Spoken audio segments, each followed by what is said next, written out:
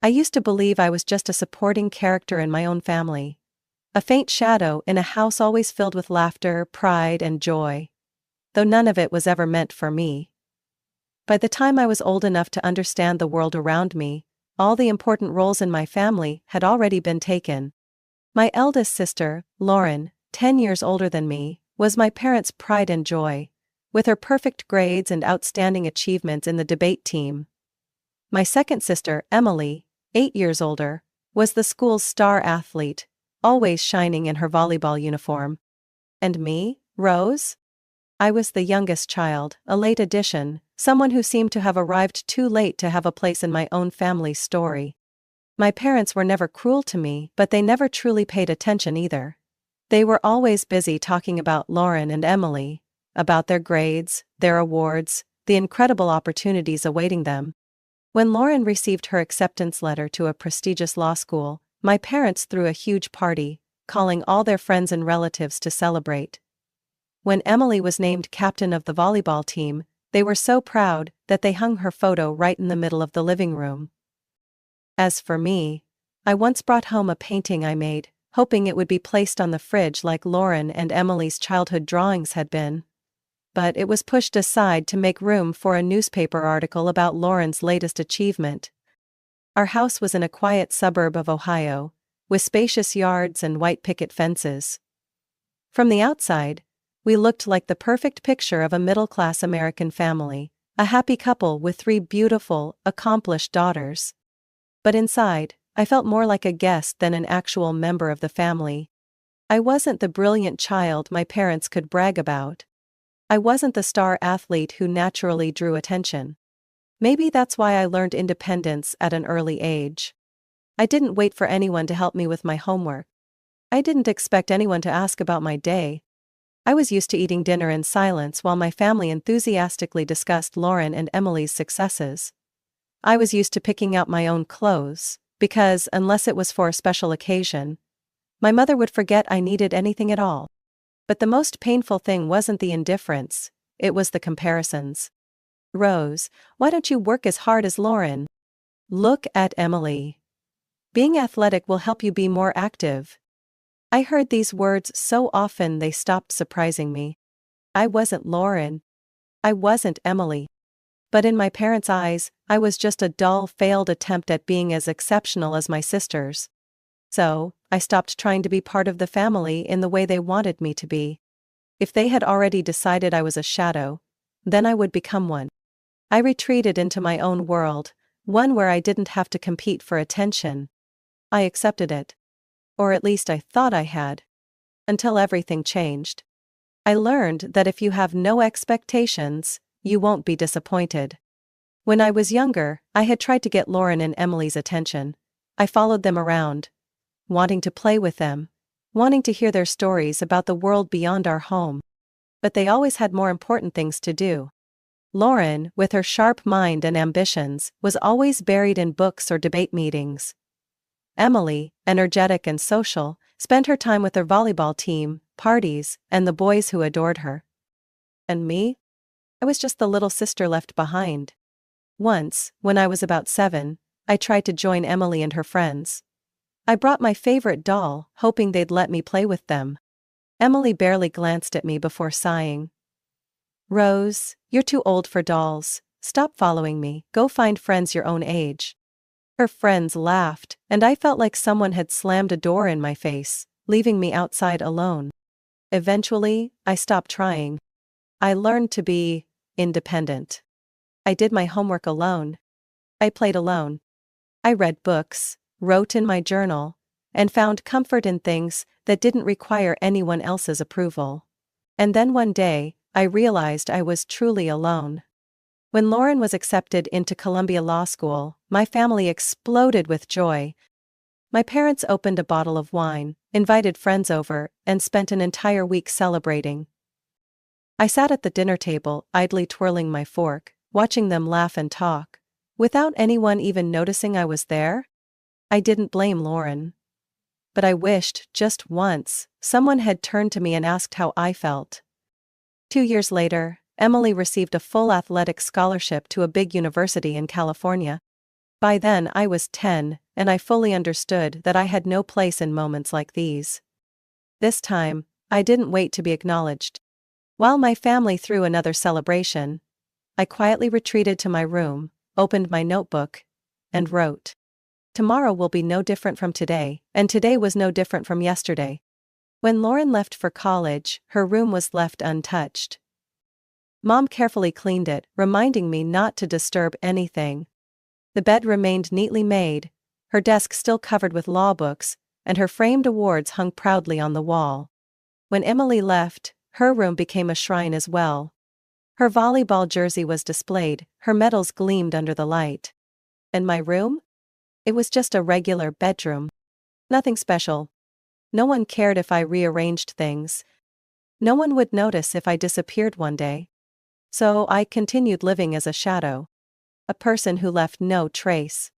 Until I began to understand the truth. If I didn't create value for myself, no one else would. I started reading more, not because anyone expected it, but because I wanted to understand the world. I focused on my studies, not to impress my parents, but because I saw it as my only ticket out of this place. I stopped seeking validation from my family. I started seeking a way to escape. I don't know exactly when this plan formed in my mind. Maybe it was on an autumn afternoon, as I walked past two bedrooms frozen in time, while no one noticed I was growing up too. Maybe it was on a winter night, as I sat by my window, watching the warm glow from the neighbors' houses, imagining a life somewhere else. Somewhere I wouldn't be forgotten. But whenever it was, I knew one thing. I wasn't staying here forever. I would leave. I would stop being invisible. I would find a life that belonged to me. I just didn't know that in order to gain my freedom, I would have to lose so much. Lauren got married when I was 15. It was a grand fairy tale wedding. I stood quietly at the edge of the room, watching her glow in her white dress, surrounded by love and celebration. People called her name, hugged her, toasted to her future, while I remained in the background, forgotten once again. But just a year later, my family had even bigger news. Lauren was pregnant. My parents were overjoyed. Mom cried tears of happiness. Dad called every relative to share the good news. And when the first grandchild, Ethan, was born, I truly believed it was a miracle. The first time I held him, I felt a joy unlike anything I had known. Ethan was small, warm, and soft, his bright eyes locking onto mine as his tiny fingers curled around mine, as if I was his whole world. She's going to be a wonderful aunt, Mom smiled, patting my shoulder. And I believed it. At first I was eager to visit Lauren's house, to play with Ethan, to hear his laughter. For the first time, I felt like I had a place in the family. But I was naive. I didn't realize that this joy wasn't just about family bonds. It was about a role I was being assigned. Just months after Ethan was born, Lauren started calling me more often. At first, the favors were small. Rose, can you watch Ethan for a bit? I just need to run to the store. Rose. I'm so exhausted. Can you come over and play with the baby for a bit? I happily agreed. I thought, there was nothing wrong with helping my sister. But soon, the requests turned into demands I couldn't refuse. Rose, I have plans with my friends this Saturday. You can watch Ethan for me, right? Rose, I need a night off with my husband. Come babysit Ethan. Rose, you're free anyway, why are you saying no? I didn't realize when I had become Ethan's full-time babysitter. Every weekend I was expected to take care of him while Lauren went out for dinners, spa days, and relaxing breaks I had never had for myself. And things only got worse when Emily had a baby too. My niece Sophie was born 2 years after Ethan, and suddenly I wasn't just watching one child, I was watching two. My afternoons were no longer spent reading books or enjoying quiet moments alone. Instead, I was changing diapers, mixing formula, and soothing crying babies to sleep. While my friends went to the movies or hung out at the mall, I was stuck in the living room with two screaming toddlers fighting over a doll. And the worst part? No one saw anything wrong with it. The first time I protested, I hesitantly told my mom that I had my own plans. She simply gave me a disapproving look. Family helps each other, Rose. What could be more important than supporting your sisters? Lauren chuckled, as if I had just said something ridiculous. You're always home anyway, what's the big deal about helping out a little? A little. A little turned into every week. Every week turned into every weekend. Every weekend turned into whenever they needed me. I had no time for school activities. I turned down invitations from friends, knowing there would always be a last-minute call from Lauren or Emily. I didn't realize how exhausted I was until one day, I sat in the library, staring at my math homework, unable to solve even a simple equation. I was too tired. I wanted out. But how do you escape something that your entire family sees as your duty? I started planning my freedom when I was 16. I knew that if I wanted to escape this life, I needed a way out that no one could stop me from taking. And the only thing that could guarantee that was a college acceptance, somewhere far away. I threw myself into my studies as if it was my only means of survival. While Lauren and Emily enjoyed their family lives, while my parents doted on their grandchildren, I buried myself in books. I spent hours in the library, finished assignments early, and memorized every SAT question type. I no longer had time for free babysitting. And when the calls came asking for help, I had only one response. I'm busy studying. Of course, no one liked it. Lauren sighed whenever I refused. Emily complained that I was being selfish. My mom shook her head and said I was too focused on myself. But I didn't care. I knew that no one else was going to look out for me. Except me. And then, the day I had been waiting for finally arrived, my acceptance letter from New York University. I had applied to several top schools, but NYU was the one I truly wanted. Not because of its reputation. Not because of its programs.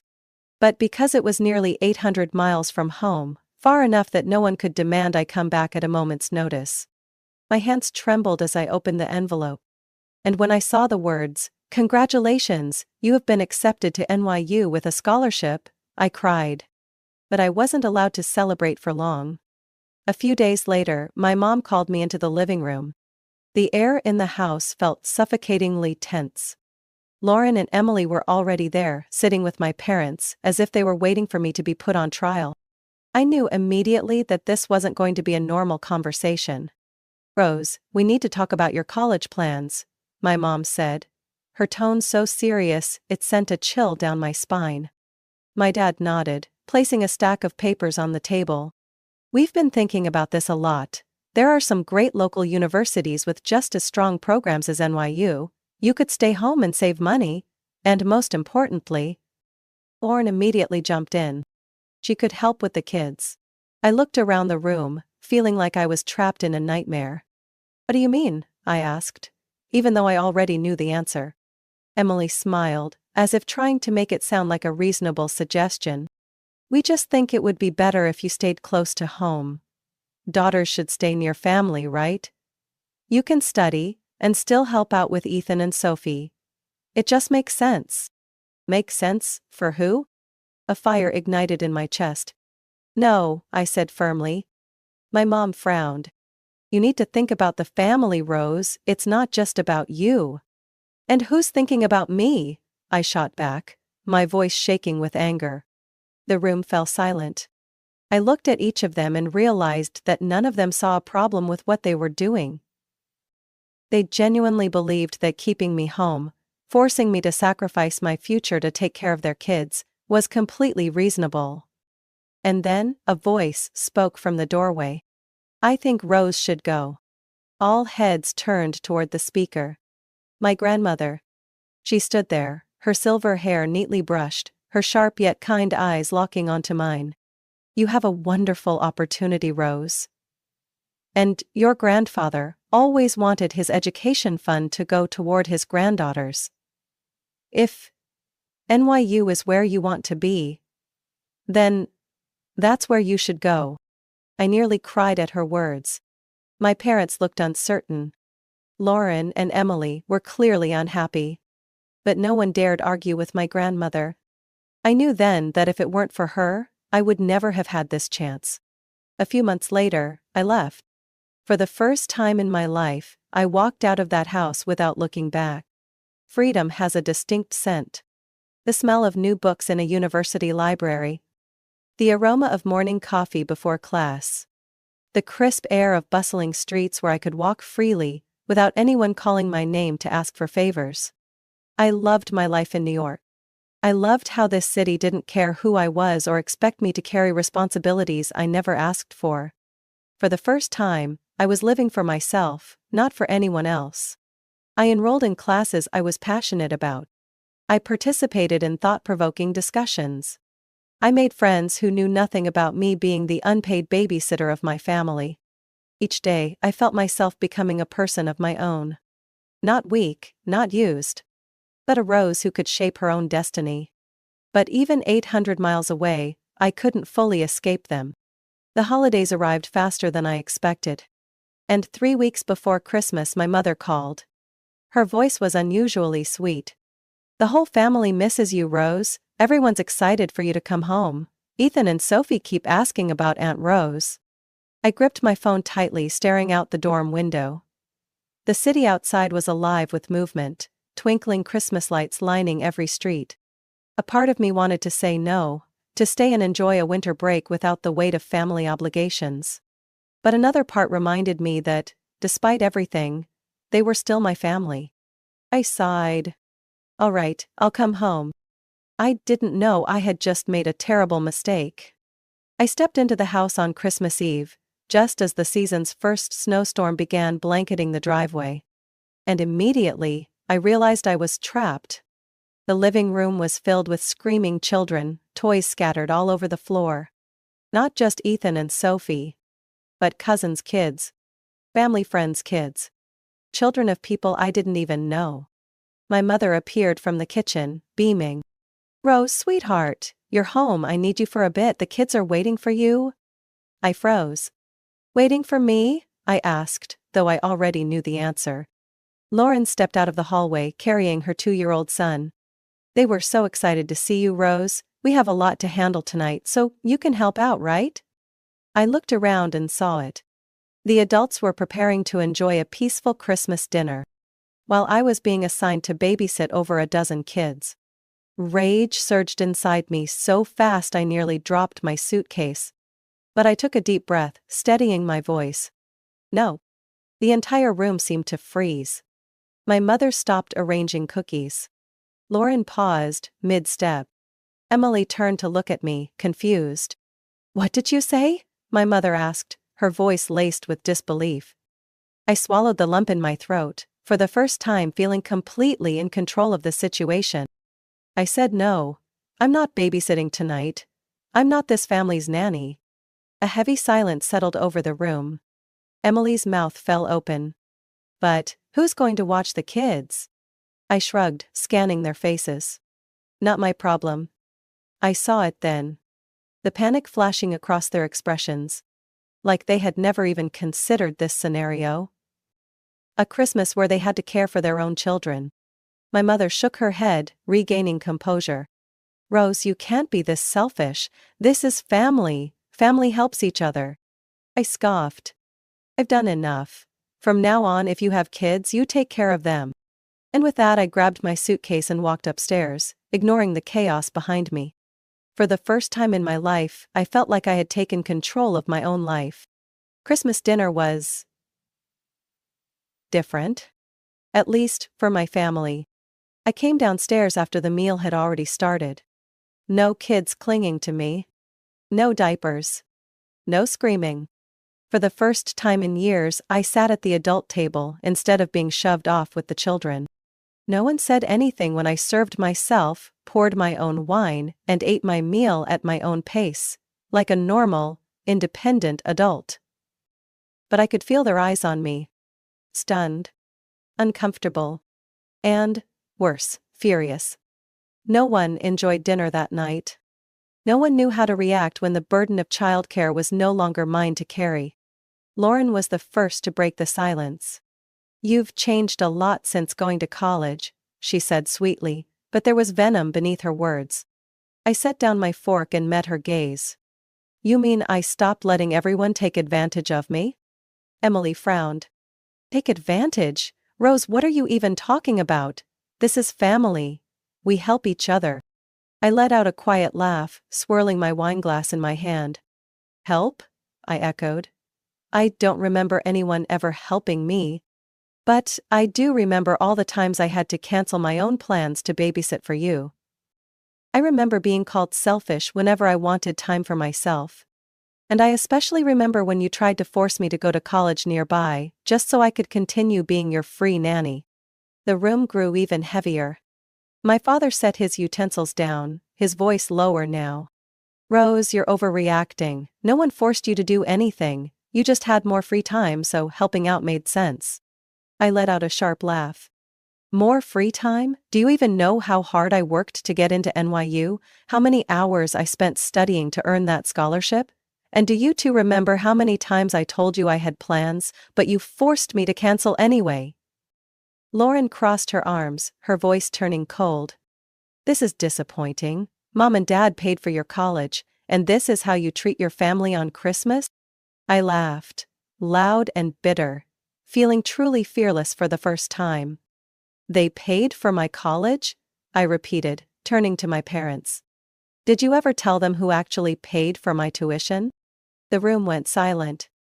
Lauren's eyes narrowed in suspicion. Emily looked at me like she was finally starting to understand. I leaned back in my chair, speaking slowly and clearly. It was Grandma. My mother stiffened, and my father clenched his jaw. She used Grandpa's education fund to help me go to school, just like she did for you both. But, I guess you conveniently forgot about that. Lauren's mouth opened, then quickly closed. She recovered fast though, and shrugged. Fine, she said flatly. If you don't need this family anymore, don't expect any help from us in the future. I nodded. That's perfectly fine with me. The air was suffocating, but I didn't care anymore. I had said everything I needed to say. I stood up, leaving my barely touched plate behind. Rose, where are you going? My mother called after me. I'm going back to New York, I replied without turning around. Outside, the snow had thickened, covering the ground in a heavy white blanket. I pulled my suitcase behind me, each step through the freezing snow severing the last remaining ties I had to that house. Before getting into the car, I pulled out my phone. Blocked my mother's number? Blocked my father's. Blocked Lauren's and Emily's too. With each press of my finger, I felt like I was snapping the chains that had held me captive for so many years. I started the car, and this time I truly left, without anyone being able to pull me back. 2 months later, on a bitterly cold winter morning, I looked out my dorm window and couldn't believe my eyes. Down in the campus parking lot, standing among the hurried students rushing past, were my father, my mother, and Emily. I yanked the curtain shut, my heart pounding. I didn't know why they were here, but I had no interest in hearing another lecture about family responsibilities or sibling duty. They had lost their control over me the moment I walked out on Christmas Eve. My phone vibrated, a message from my mother. Rose, we know you're there, please come talk to us. We're not here to argue. I closed my eyes, taking a deep breath. I could ignore them, let them stand in the cold until they gave up. But a small part of me, the part that had once longed for their approval, still wanted to know why they had come. I grabbed my coat, walked downstairs, and found them huddled near a small cafe on campus. Emily saw me first. She looked worn down, no longer the picture-perfect put-together sister I remembered. Rose, she called, as if afraid I would run away. I crossed my arms, keeping my distance. Why are you here? My mother stepped forward, her eyes tired but more sincere than I had ever seen them. We need to talk. I said nothing, just turned and walked into the cafe. They followed. We sat at a corner table. No one spoke at first. Finally, my father broke the silence. We've thought a lot about things since you left, he said, tapping his fingers against his coffee cup. And we realize now that we were wrong. I looked up, skepticism clear in my eyes. Emily nodded, speaking slowly. We took advantage of you, Rose. We got used to you always being there, helping with the kids, handling everything. without ever stopping to think that you had a life of your own. My mother clasped her hands together on the table, looking down before meeting my gaze. I'm sorry, Rose. Truly sorry. I didn't realize how much we were hurting you. We assumed that you helping was just natural, but I see it now. It was never your responsibility. I remained silent. Everything I had once desperately wanted to hear from them, the acknowledgement, the apology, the understanding, was finally being said. But, was it enough? What about Lauren? I asked, bitterness still lacing my voice. Emily sighed. She still doesn't get it. She thinks you're just going through a phase and that you'll come back eventually. I let out a dry laugh. Then she's going to be very disappointed. My mother nodded, sadness in her eyes. We're not asking you to come back and be who you were before. We just want to start over, the right way this time. I studied them, the people who had once made me feel invisible in my own family. They had hurt me, overlooked me, turned me into their unpaid babysitter without ever considering the cost. But now, at least, they were trying. I set down my coffee, folded my arms, and let out a deep breath. I can't forget everything overnight, but I can try to forgive. My mother reached for my hand, not to ask for anything this time, just as a gesture of sincerity. Okay, Rose, we'll do better. I nodded. But one thing was certain, I would never go back to who I used to be. In the months that followed, things changed. I kept my distance from Lauren. She never reached out, and I didn't either. But I no longer felt angry or hurt about it. I called my mother occasionally, but our conversations were no longer centered around what I could do for others. Emily started taking care of her own children, and when she needed help, she hired a babysitter instead of calling me. And me? I lived my own life. No more weekends consumed by obligation. No more holidays turned into daycare duty. Just me, a Rose who was finally free. Rose's story isn't just about a girl escaping her family's exploitation, it's about reclaiming her self-worth. Too many people, especially within families, are assigned roles they never agreed to, simply because that's just how things are. But sacrifice without appreciation becomes invisible servitude. Rose dared to stand up, to say no, and to take back control of her life. Her story is a powerful reminder that you don't owe anyone your time, energy, or future, especially not those who refuse to respect your boundaries. What do you think about Rose's story? Have you ever found yourself being taken advantage of by family without realizing it? Share your thoughts in the comments, and don't forget to follow the channel for more real-life stories about family, self-discovery, and independence.